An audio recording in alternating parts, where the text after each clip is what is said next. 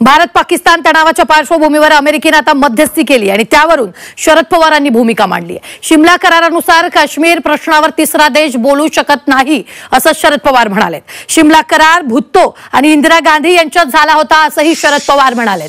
पाहूयात त्यांनी काय म्हटलंय।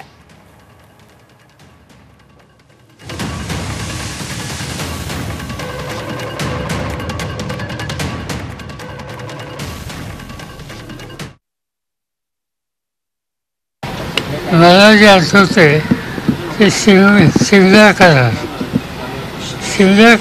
हा मिसेस इंदिरा गांधी आणि भुत्तो यांच्यात झालेला होता। त्या करारामध्ये एक पॉईंट असा आहे की काश्मीरच्या प्रश्नावर भारत आणि पाकिस्तान प्रश्नावर थर्ड पार्टी इंटरव्हेन्शन कोणाचं घ्यायचं नाही असं ॲग्रीमेंट आहे। दोन देशात आहे, दोन देशाच्या प्रधानमंत्र्यांच्यात आहे।